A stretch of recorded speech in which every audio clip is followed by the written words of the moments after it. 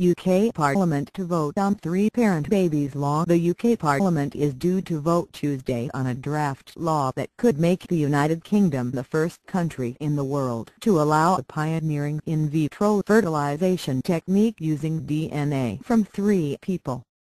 The technique could prevent mitochondrial diseases but also raises significant ethical issues.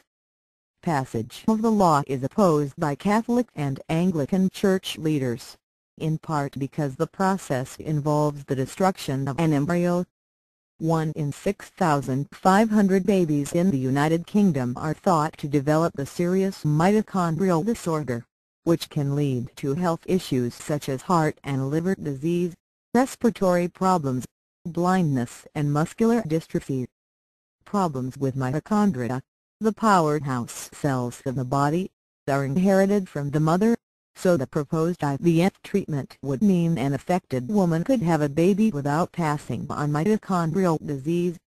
But the cutting-edge IVF technique, which involves transferring nuclear genetic material from a mother's egg or embryo into a donor egg or embryo that's had its nuclear DNA removed, raises ethical questions. The new embryo will contain nuclear DNA from the intended father and mother, as well as healthy mitochondrial DNA from the donor embryo, effectively creating a three-parent baby. The amount of donor DNA in the mitochondria will, however, be much less than the parental DNA in the nucleus, which determines the baby's characteristics. Called an ethical watershed, the Church of England's National Advisor on Medical Issues, the Rev. Dr. Brendan McCarthy, described the step as representing an ethical watershed and said more research and wider debate were needed. We accept in certain circumstances that embryo research is permissible as long as it is undertaken to alleviate human suffering and embryos are treated with respect. We have great sympathy for families affected by mitochondrial disease and are not opposed in principle to mitochondrial replacement, he said. Our view, however, remains that we believe that the law should not be changed until there has been further scientific study and informed debate into the ethics, safety and efficacy of mitochondrial replacement therapy.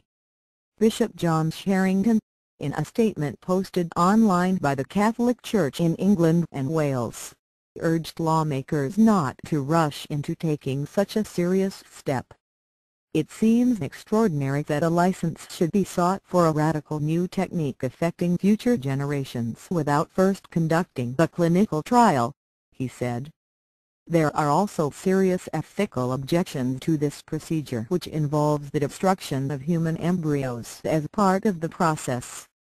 The California-based Center for Genetics and Society, in an open letter to UK lawmakers last month, said that although the proposed goal was noble, the techniques will in fact put women and children at risk for severe complications, divert resources from promising alternatives and treatments, and set a policy precedent. That experimentation on future generations is unacceptable biomedical/fertility development,